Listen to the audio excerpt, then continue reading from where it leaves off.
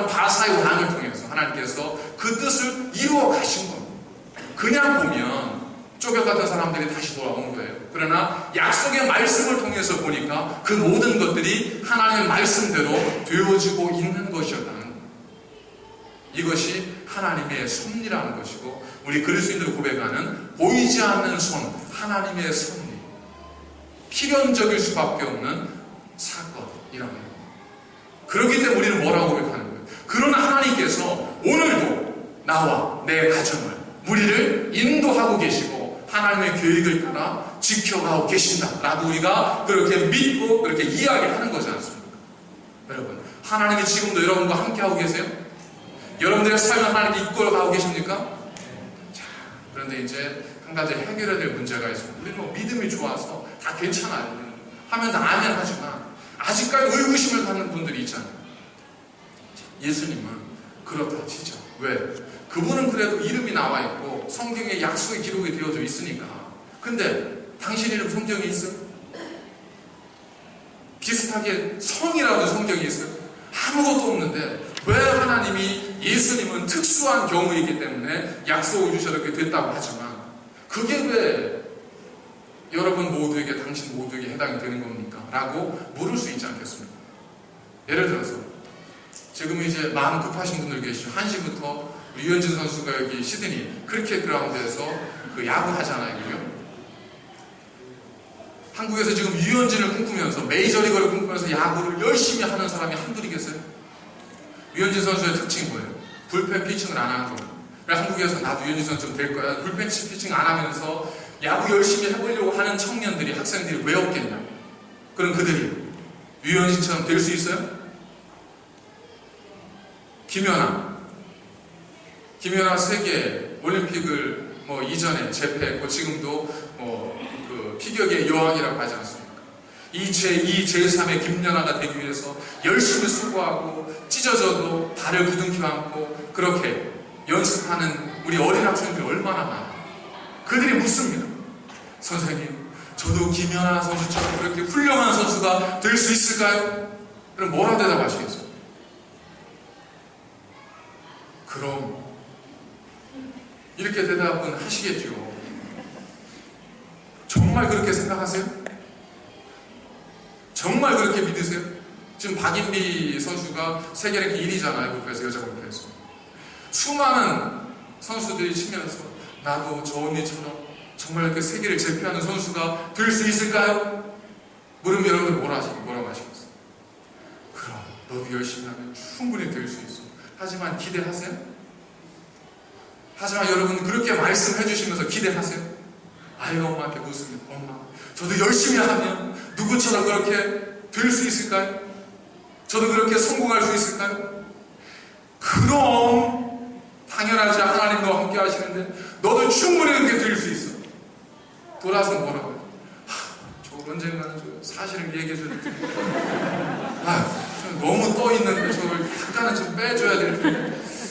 자, 고민되실 때 있잖아. 제가 유현진 줄 알고 김연아인 줄 알고 박인빈인 줄 알고 그렇게 막 살아갈 때 아이고 저걸 참 도와줘야 되는데 뭐가 도와주는 건지 모르겠고 괴로울 때가 있지 않습니까? 특별한 한 사건을 일반화시키는 것이 과연 무리 없는 행동인가? 예수님은 이 땅에 메시아로 오실 분이었기 때문에 그렇다 쳐요. 근데 저와 여러분은 이 땅에 그저 우주 세계에서 점 하나와 같은 존재인데 그런 우리에 대해서 예수님이 인도하셨던 것, 하나님께서 나도 그렇게 인도하고 계시고 내 삶을 인도하고 계시다고 말하는 것이 과연 무리가 없냐? 김연아가 그렇게 됐으니까 너도 그렇게 될 수 있다고 말하는 것이 그게 정말 가능한 얘기냐? 뭐 비슷하게는 할 수 있겠죠. 또 그보다 더 할 수도 있겠죠. 그러나 모두가 그렇게 될 수 있다는 것이 그게 가능하냐고. 어떤 분이 하나님의 은혜를 받아서 정말 놀라운 영적 체험을 하고 하나님의 능력을 경험합니다.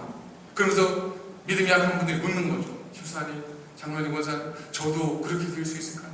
아이 그럼요. 저 같은 사람도 죽을 수밖에 없는 저 같은 사람도 이렇게 됐는데 우리 집사님, 성도님 왜 안 돼요? 당연히 되죠. 그렇게 이야기를 하지만 그러나 말하는 사람도 듣는 사람도 나에게도 의문이 들지 않습니다. 왜? 특별한 사건을 보편적 일반화시키는 것에는 언제나 좀 무리가 따르기 때문에 그렇습니다. 그러면 아닌가요? 예수님은 그런 분이라 그랬고 우리는 예수님 같은 분이 아니기 때문에 아닌가요? 하나님 우리 같은 사람은 사랑을 하지만 예수님처럼 그렇게 인도하고 계획하고 이끌어 가시기까지는 아닐 거다. 물론 사랑은 하지만 한 번 정도 눈길은 주시겠지만 그러나 그 정도는 아닐 거다. 우리가 뭔가를요 대화를 하기 위해서는 그냥 나는 믿으니까 당신도 믿으십시오 이렇게 얘기해서는 대화가 안 되는 거예요. 뭐가 필요해요? 어느 정도의 객관적 검증과 실증이 필요합니다. 그러면 우리 그리스도인들에게 있어서 우리의 삶이 우연이 아니고 필연일 수밖에 없는 이유를 우리가 무엇을 통해서 검증하고 무엇을 통해 실증할 수 있겠습니까? 내가 어떤 영한 분? 그게 아니죠. 우리가 실증할 수 있는 건 다른 건 아니에요. 우리의 삶이 우연이 아니라 필연일 수밖에 없는 이유를 실증할 수 있는 것은 의도성 우리가 규명을 해내기 때문에 내 삶이 왜 우연적인 삶이 아니라 하나님의 섭리를 통한 삶인가 하는 것은 의도만 우리가 보여줄 수 있으면 대체 끝나는 거예요. 내가 왜 바다에 길을 주고 돈을 주는데 이게 왜 우연이 아닐까? 그 의도만 우리가 분명히 말해줄 수 있으면 되는 거죠. 그 의도가 뭐겠습니까? 두 가지는 나눠집니다. 첫 번째는 하나님의 의도입니다. 하나님의 의도는 뭐겠어요? 말씀입니다. 우리에게 주신 하나님의 약속의 말씀. 이 말씀을 통해서 우리 모두에게 열어주셨습니다. 열어주셔서 누구든지 믿는 자는 그 말씀대로 그 뜻대로 되리라고 하나님께서 약속을 하셨습니다. 그렇기 때문에 하나님의 말씀인 약속은 우리 모두에게 열려있는 하나님의 의도성. 근데 그것만 가지고는 좀 약하죠. 우리에게도 증거가 있어요. 우리의 의도도 있어요. 왜? 하나님은 그렇게 사랑한다 쳐보십시오. 내가 그러지 않는데 어떻게 그런 일들이 내게서 일어날 수 있겠으며 어떻게 내가 그것을 하나님이 하신 일이라고 고백할 수 있겠습니까? 여러분 제가 마이크를 잡고 있는데요. 이걸 이쪽으로 휘일까요? 오른쪽으로 휘일까요? 왼쪽으로 휘일까요? 우리 황견지사 웃고 계신다 한번 말씀해 맞춰보세요. 왼쪽으로 휘겠어요? 오른쪽으로 휘겠어요? 근데 그거는 좀 답이 아니죠. 네, 두 가지 고의가 나가잖아요. 왼쪽이요? 저는 처음부터 오른쪽으로 할 생각을 가지고 있었어요. 끝나죠. 윤중이 중에서 제가 이거 오른쪽으로 휠까요? 왼쪽으로 휠까요? 왼쪽이요? 저는 사실 오른쪽으로 휘려고 했거든요. 이러면 끝나는 거예요. 하나님께서 나를 사랑하셔서 내가 다 이렇게 됐습니다. 그렇게 말해버리면 나는 편해요. 나는. 왜? 나는 그 편할 테니까. 근데 그거 가지고 성경은 분명히 다른 사람들에게 믿음의 증거가 되고 증인이 되라고 했는데 증인이 안 되잖아요. 증거가 안 되지 않습니까? 그럼 에이 자기 멋대로 자의적으로 합리적으로 주관적으로 해석해버리는 거죠. 이럴 땐 이러고 저럴 땐 저러고 그런 거 있잖아요. 사드락과 메삭과 아벤노가 뭐라고 기도하죠? 주여! 아니 주여가 아니죠. 왕이시여 하나님께서 나를 저 풀무불에서 우리를 건져내실 줄로 믿습니다. 믿음이 있어요. 그럴 때 뭐라고 해요? 그러나 그리하지 않는다 할지라도 내가 왕께 절하지 않을 줄을 아소서. 이게 출구 전략이죠. 네, 출구 전략입니다. 된다고 하고 끝나면 되는데 안 될 걸 대비해서 이제 출구 전략을 세우는 거죠. 우리가 다 그러잖아요. 우리가 이 사드락과 메삭과 아벤노고는 왜 그랬냐면 죽어도 좋다는 거예요. 하나님의 영광을 내가 불목불에 들어가서 죽어도 좋다는 거예요. 그렇기 때문에 그러지 않는다 할지라도 여호와 하나님만 경배하고 당신께 절하지 않을 줄 아십시오 라고 말하는 것이 하나님의 살아계심에 대한 증거가 됩니다. 그런데 우리는 어때요? 기도하고 하실 줄도 믿습니다 하고 난 다음에 한 마디 더 붙여 그리하지 않는다 할지라도 저는 하나님의 뜻을 믿습니다. 근데 그런 문제는 대부분 뭐냐면 되면 좋은데 안 돼도 어쩔 수 없는 거예요. 안 돼도 별 손해가 안 나는 거예요. 우리가 그런 신앙인이 되면 세상에 증거가 안 된다고. 하나님의 의도성은 분명히 있지만 우리의 의도성이 필요합니다. 우리의 의도가 뭐겠어요? 우리의 의도가 뭘로 드러나겠습니까? 히브리서 11장 1절에 보니까 이렇게 말씀하고 있죠. 믿음은 바라는 것들의 실상이요 보이지 않는 것들의 증거니 선진들이, 누가요? 선진들, 우리보다 먼저 살았던 모든 분들이 이로써, 무엇으로서? 믿음으로써 뭘 삼았다고요? 증거를 삼았느니라. 우리의 증거는 뭐가 돼요? 우리가 붙들 수 있는 우리의 의도는 뭐가 되어야 돼요? 믿음이 되어야 된다. 나는 하나님 기도케 해주신 줄로 믿습니다라고 하는 믿음이 되어야 돼요. 그 믿음이 우리 그리스도인들의 삶이 그냥 우연히 흘러가는 삶이 아니라 하나님의 의도와 하나님 뜻하신 것에서 이루어져가는 삶이라는 것을 세상 앞에, 나 자신 앞에, 우리 모두 앞에 증명할 수 있고 증거할 수 있는 분명한 객관적 사실이 될 수 있다는 거예요. 그래서 마가복음에 보니까 한 아버지가 예수님을 찾아왔어요. 내 아들의 병을 고쳐주십시오. 할 수 있거든 내 아들의 병을 좀 도와주십시오. 그랬더니 이 아버지가 예수님이 뭐라고 합니까? 할 수 있거든? 할 수 있거든이 무슨 말이냐? 믿는 자에게는 능치 못할 일이 없느니라. 그랬더니 아버지가 뭐라고 하죠? 믿나이다. 내가 믿나이다. 나의 믿음 없는 것을 도와주소서. 이렇게 이야기합니다. 자, 주님께서 뭘 말씀하셨어요? 그의 믿음을 요청하셨어요. 그가 말합니다. 주님 믿습니다. 그런데 믿음이 너무 약합니다. 도와주십시오. 그때 주님께서 어떻게 하세요? 아들의 병을 고쳐주십니다. 그렇기 때문에 아들의 병이 나은 것이 하나님의 역사예요? 때가 돼서 나은 거예요? 하나님의 역사가 되는 거예요. 누가복음 12장 보면 백부장 예수님을 찾아와요. 주님, 제 신하가 병들어 있는데 고쳐주십시오. 그래서 주님께서 그래 알겠다 가자. 그랬더니 백부장이 뭐라고 하냐? 주님, 저도 수하에 군인을 거느리는 사람이라 잘 아는데 내가 말하면 병사들이 다 이리저리 움직입니다. 저는 주님께서 말씀만 하셔도 내 하인의 병이 나을 줄로 믿습니다. 그러죠. 그랬더니 주님께서 뭐라고 하세요? 놀라시면서 내가 이스라엘에서 이 같은 믿음을 본 적이 없다라고 말씀합니다. 그러면서 내 믿음대로 될지어다 라고 말씀하시죠. 조금 후에 한 사람 막 뛰어옵니다. 누구예요? 백부장의 집에 있던 한 종이었습니다. 주인님, 주인님. 그 군인이 살아났습니다. 자, 여러분 생각해 보십시오. 이 종이 먼저 와서 백부장하고 예수님한테 살아났습니다 그러면 어떻게 됐겠어요? 주님께서 기도를 굉장히 절묘한 타이밍에 딱 됐다고 생각해 보세요. 주님께서 말씀하시기 전에 이미 하인의 병이 나았고 어느 동안 시간차가 있어서 와서 주님께 이야기할 때는 이미 하인의 병이 나은 거예요. 근데 주님께서 뭐라고 하셨냐면 내 믿음대로 될지어다 그랬어요. 그러면 사실은 누가 낫게 한 거예요? 애매하죠. 주의 말씀이니까 믿어야 되는데 시기를 보니까 시점을 보니까 요거보다 조금 먼저 일어난 일이거든요. 그러니까 좀 애매해요. 그러니까 성경이 뭐라고 하죠? 그래서 백부장이 그때를 알아보니 그때가 언제라고요? 주님께서 말씀하시던 그때. 그러니까 뭐라는 거예요 성경은? 모든 것이 하나님의 정확한 때를 따라서 이루어지고 있다는 것을 증명해 주고 있습니다. 우리의 신앙이 어떻게 된다는 거예요? 이래야 된다는 거예요. 우리의 믿음이 사건에는 언제나 선행돼야 되는 거예요. 기도할 때 낫게 해주십시오. 기도를 한 줄 했어요. 나았어요. 정말 나았어요. 쉽게 예를 드는 겁니다. 그것만이 기도는 아니겠죠. 그것만이 증거는 아니겠죠. 나았어요. 그럼 뭐라고 얘기하죠? 저는요 나을 줄로 믿었어요. 이렇게 얘기하잖아요. 그죠? 근데 사실 속에는 어떤 마음이 있어요?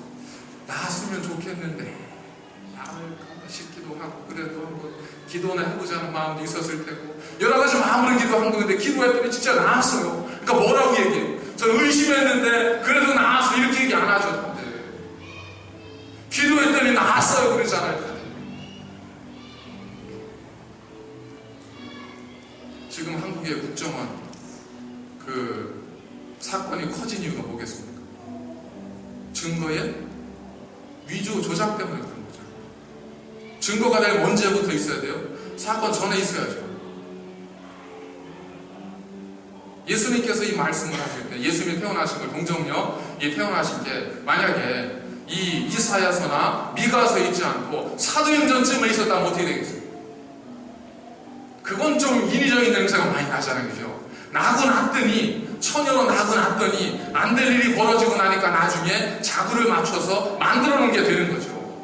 그렇기 때문에 우리가 근거로 삼아야 될 우연과 필연 사이에서 우리가 그것이 필연일 수밖에 없는 우리의 삶이 하나님의 인도하심일 수밖에 없다고 고백할 수 있는 그 삶이 되기 위해 필요한 믿음은 언제나 그 사건에 선행되어지는 우리의 고백이 되어야 한다는 겁니다. 무슨 뜻이겠어요? 되기 전에 말해야 된다는 겁니다. 되기 전에 이미 우리의 고백과 선포가 있어야 된다는 겁니다. 다 되고 나니까 내가 사실은 그럴 줄 알았어. 어쩐지 느낌이 기도하는 데 예전에 그렇더라고. 이거는 본인에게는 증거가 되면 다른 사람에게 증거가 안 되죠. 복음의 전파가 안 되지 않습니까?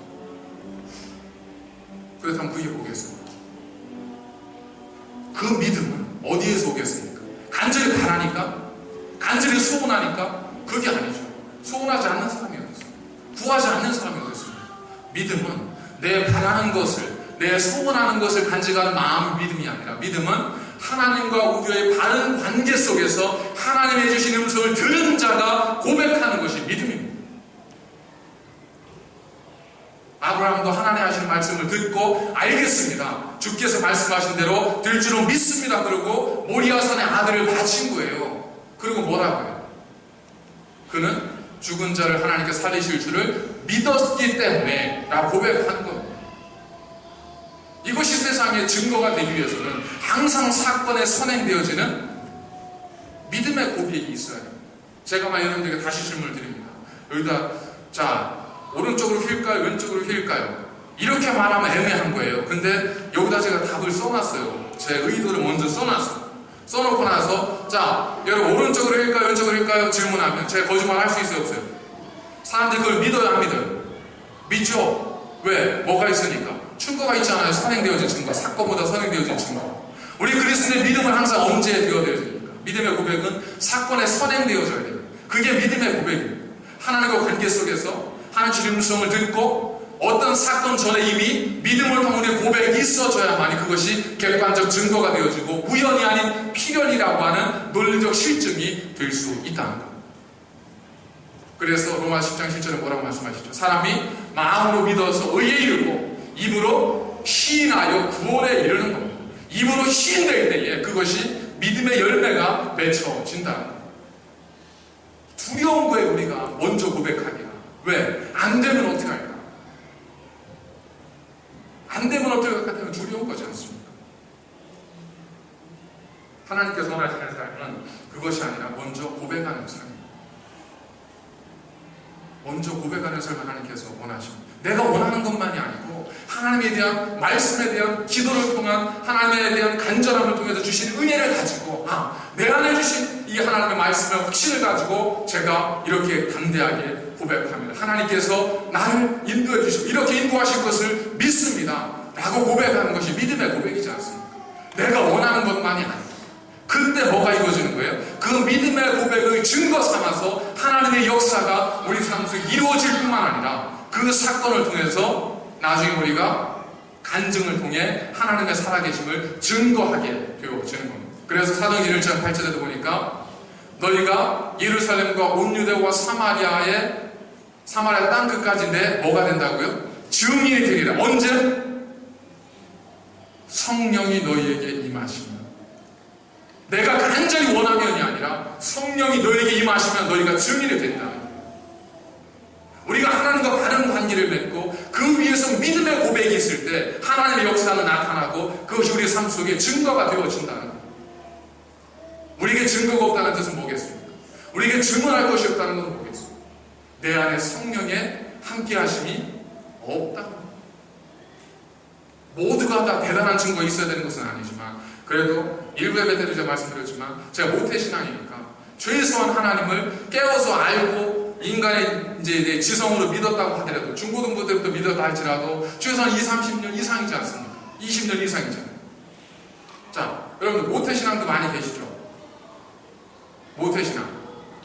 신앙이신 분은 뭐 거의 여기 30년, 40년, 50년 신앙생활 하신 거고, 중간에 믿었다 할지라도 10년, 20년 믿으신 분도 계시고 5년 믿으신 분도 계실 텐데, 한번 생각해 보십시오. 10년마다 한 번씩만 놀라운 하나님의 역사가 내 삶 속에 간증과 증거로 주어졌다 한다면 나에게 지금 몇 개 정도의 간증거리가 있어야 되는가? 어떤 분은 하나, 어떤 분은 2개, 어떤 분은 3개, 이 정도는 기본적으로 있을 수 있는 것인데, 과연 우리에게는 그런 간증, 신앙의 간증, 다른 많은 사람들에게 하나님의 살아계심을 내 삶을 통해 객관적으로 누리고 실증할 수 있는 그러한 증거들이 과연 우리에게 얼마나 있는가? 없잖아요. 믿는 것뿐이지, 있을 거라고 생각하는 것뿐이지 정말 증거할 수 있는 것이 없지 않습니다. 사도 바울은 고백합니다. 누구는 나를 괴롭게 하지 말라. 내 몸에 예수 그리스도의 흔적을 가져놔라. 이 흔적이 그리스도에게 뭐겠어요? 근거고 증거이지 않습니까? 이 증거가 뭐예요? 성령이 함께 하심을 통한 믿음의 고백. 우리의 믿음을 통해 역사하신 하나님의 놀라운 섭리에 대한 고백들이 우리 안에 있어야 되는데, 10년, 20년, 30년, 40년, 50년을 신앙생활하지만 그런 고백들이 하나도 없다면 과연 우리가 어떻게 살아계신 하나님을 나는 믿지만 다른 이들에게 어떻게 증거하고 그들에게 전하고 그들에게 하나님의 증인되는 삶을 살아갈 수가 있겠는가라는 겁니다. 주님 앞에 섰을 때 우리가 뭐가 부끄럽겠어요? 무엇이 부끄럽겠습니까? 주님이 뭘 물으시겠어요? 우리를 증인으로 부르셨으니까 물으시겠죠. 너는 도대체 어떤 증거를 가지고 세상 사람들에게 내 얘기를 했느냐? 받은 게 없어서 전하지를 못했습니다. 이게 부끄러운 거 아니겠습니까? 자신이, 부모가 자녀를 위해서 얼마나 애를 쓰고 얼마나 노력합니까? 모든 걸 가져가면서 아이를 키우고 자녀를 양육해서 이만큼 키워놨잖아요. 그런데 애들한테 묻습니다. 부모님이 널 위해서 뭘 해드렸는지 아니? 부모님 뭘 해주세요? 다 그게 그거죠. 이렇게 이야기하면 얼마나 배은망덕하고 기가 막힌 일이에요, 그죠? 하나님께서 우리에게 놀랍게 역사하시기 위해서 준비하고 계신데, 하나님 놀라운 은혜와 은총을 얘기하고 계신데, 우리가 아무도 구하지 않고 아무도 그것을 바라지 않아서 믿음의 삶으로 나아가지 않아서 아무것도 얻지 못한 거예요. 배은망덕한 거죠. 하나님 앞에 저지르지 말아야 될 죄를 짓는 거죠. 우리 자녀들에게 다음처럼 가정주의, 자녀들에게 얘야, 엄마는, 아빠는 이걸 통해서 하나님의 살아계심을 경험했단다. 너도 그런 하나님을 만나기를 바란다 라고 말해줄 수 있는 무엇인가가 있어야 되는데, 또 그러니까 목사님 말씀 잘 들어주고 예배 시간에 딴지를 치고 그래요. 그것만이면 어떻게 증거가 되겠어, 아이들이. 100마디 말보다 이런 부모의 처음의 간증 하나가 얼마나